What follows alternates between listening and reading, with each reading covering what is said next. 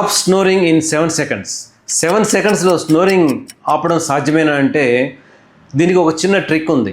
ఆ ట్రిక్ ఏంటంటే మనం ముందుగా స్నోరింగ్ ఎందుకు వస్తుంది అనేది అర్థం చేసుకోవాలి. సాధారణంగా మనం వెనక్కి వెలికిలా పడుకున్నప్పుడు టంగ్ వెనక్కి పడిపోయి ఎయిర్వే బ్లాక్ అయిపోతుంది.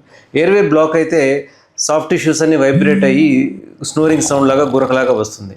అయితే ఈ టంగ్ని మనం వెనక్కి పడిపోకుండా చేస్తే ఈ స్నోరింగ్ రాకుండా ఆపవచ్చు. దానికి ఒక చిన్న ట్రిక్ ఏంటంటే 10 seconds పాటు మన రూఫ్ ఆఫ్ ది మౌత్ అంటే హార్డ్ ప్యాలెట్కి ఎగనెస్ట్గా ప్రెస్ చేసి మనం టంగ్ ఉంచినట్టయితే టంగ్ టోనప్ అయ్యి టంగ్ వెనకాల స్పేస్ పెరుగుతుంది, గాలి ఫ్రీగా వస్తుంది, స్నోరింగ్ రాకుండా ఉంటుందన్నమాట.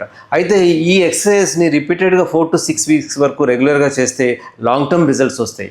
ఇది ఎవరికి ఉపయోగపడుతుందంటే మైల్డ్ స్నోరింగ్ ఉన్న వాళ్ళకి డెఫినెట్గా, ఎస్పెషల్లీ టంగ్ స్నోరర్స్కి డెఫినెట్గా ఉపయోగపడుతుంది. మోడరేట్ సివియర్గా స్నోరింగ్ ఉన్న వాళ్ళకి, స్ట్రక్చరల్ ప్రాబ్లమ్స్ ఉన్న వాళ్ళకి సర్జరీ కూడా చేయవలసి రావచ్చు.